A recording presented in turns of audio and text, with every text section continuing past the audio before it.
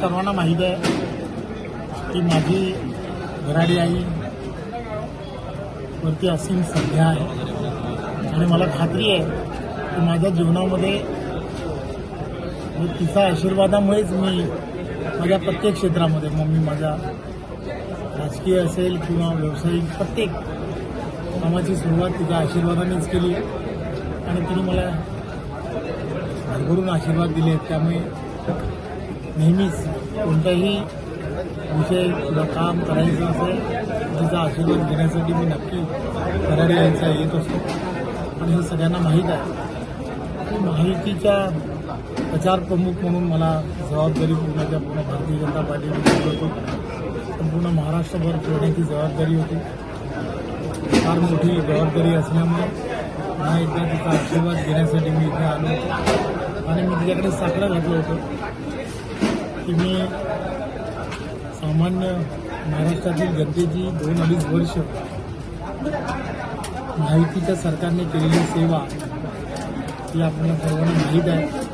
त्यामुळे आम्हा सर्वांनी महायुतीचे सरकार पुन्हा महाराष्ट्रातील जनतेची सेवा करण्यासाठी येऊ दे असं साकडं घातलं होतं आणि आपण पाहिलं असेल की भरभरून असं यश हे मिळालं आहे. त्यामुळे तिच्या भेटीसाठी आला. साहेब, मुख्यमंत्री म्हणून देवेंद्र फडणवीस यांचं नाव पुढे येते, काय सांगा? एक गोष्ट लक्षात घेतली पाहिजे की या संदर्भातले सर्व निर्णय जे आहेत ते वरिष्ठ मंडळी घेत असतात. वरिष्ठ मंडळी या संदर्भातले निर्णय घेतील. परंतु महाराष्ट्रात महायुतीचा मुख्यमंत्री व्हायला हवा हे महाराष्ट्रातील जनतेची बऱ्याच वर्षापासूनची असणारी विचार करत होते. त्यामुळे आता महायुतीचं सरकार आलेलं आहे. त्यामुळे वरिष्ठ मंडळी योग्य निर्णय घेतील यात काहीच शंका नाही. पालकमंत्री म्हणून परत जबाबदारी स्वीकारणार का दिली तर? मी पुन्हा तेच सांगेन, मागच्या वेळी अपघाताने मी झालो म्हणत होतो. मी पुन्हा तेच सांगेन, या संदर्भातले सर्व निर्णय जे आहेत ते वरिष्ठ मंडळी घेत असतात आणि वरिष्ठ मंडळी योग्य ते निर्णय घेतील.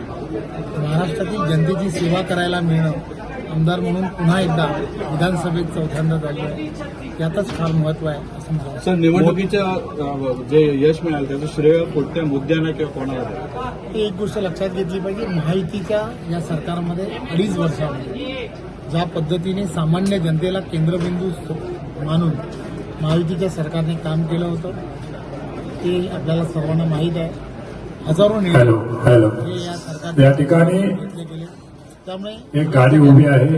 या सगळ्या गोष्टीमुळेच सामान्य जनतेमध्ये एक पॉझिटिव्ह वेव्ज होती आणि त्यामुळे सर्व मतांचा टक्काही मोठ्या प्रमाणात वाढला होता आणि सामान्य जनतेने हे ठरवलं होतं केंद्रामध्ये आदरणीय पंतप्रधान नरेंद्र मोदीजींचं सरकार आहे आणि राज्यामध्ये सुद्धा एक विचाराचंच सरकार आलं पाहिजे आणि त्यामुळे त्या विचारामुळेच या महाराष्ट्रामध्ये पुन्हा एकदा महायुतीचं मोठं मताधिक्य घेऊन तुम्ही निवडून आला. डोंबिवली मतदारसंघ हा नेहमीच महायुतीचा बालेकिल्ला राहिला. उजव्या विचारसरणीचा असा हा मतदारसंघ आहे. विचारधारेबरोबर चालणारा असा हा मतदारसंघ आहे. त्यामुळे विचारधारेचा गेली 40 वर्ष हा विजय त्या ठिकाणी होतो आहे.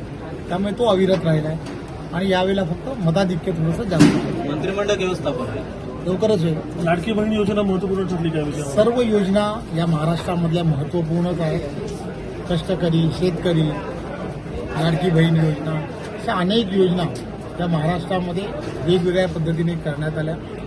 सामान्य जनतेला केंद्रबिंदू पकडून या सरकारने काम केलं होतं. त्यामुळे त्या सगळ्या योजनांचा कमी जास्त प्रमाणामध्ये हा महायुतीच्या या पूर्णच्या पूर्ण सत्ता येण्यामध्ये सर्वात मोठे योगदान आहे. मी एकच तुम्हाला सांगेन की पूर्ण महाराष्ट्रामध्ये आपल्याला माहीत आहे की सिंचनाच्या बाबतीमध्ये जवळजवळ 180 प्रकल्पांना पुन्हा मंजुरी देण्याचं काम हे आदरणीय देवेंद्रजींनी केलं. त्यामुळे हे सगळे जे फॅक्टर्स आहेत हे फॅक्टर्स सर्वात मोठी भूमिका हे करत होते. इन्फ्रास्ट्रक्चरमध्ये आदरणीय पंतप्रधान नरेंद्र मोदी केंद्राच्या सरकारने 2.5 लाख कोटी रुपये महाराष्ट्राला दिले.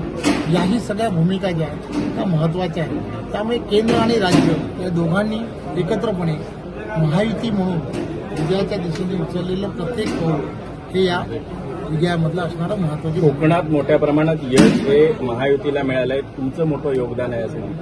एक गोष्ट लक्षात घेतली पाहिजे की महायुतीच्या सर्व कार्यकर्त्यांनी एकत्रपणे काम केलं आणि मला आनंद याचा आहे की बरेच वर्ष तुम्ही आम्ही सर्वजण हे जाणता कोकण हे महायुतीचा बालेकिल्ला आहे हे म्हटलं जात होतं. आता हे 100% पट्ट आहे. 39 पैकी 35 जागा या महायुतीच्या जिंकून आल्या आहेत. त्यामुळे उजव्या विचारसरणीला मानणारा हा संपूर्ण कोकण आहे हे पुन्हा एकदा सिद्ध झालं आहे. लोकसभेत सिद्ध झालं होतं, पुन्हा विधानसभेत सिद्ध झालं आहे. याचा अर्थ फक्त एवढाच आहे, विकासाला प्राधान्य या मतदारसंघांमध्ये मोठ्या प्रमाणात दिलं जातं आणि मला खात्री आहे की महायुतीचे आमचे सर्व नेते यानंतरच्या काळात सुद्धा या ठिकाणच्या असणाऱ्या काही ज्या समस्या आहेत त्या समस्यांकडे, समस्या म्हणण्यापेक्षा इथे प्रलंबित प्रश्न आहेत त्या प्रश्नांकडे, म्हणजे या ठिकाणचं असणारं स्थलांतर, युवकांचं होणारं स्थलांतर याकडे विशेष लक्ष देणारच आहे आणि त्यासाठी मी स्वतः प्रयत्न करतो. सावंतवाडीत दीपक केसरकर मोठे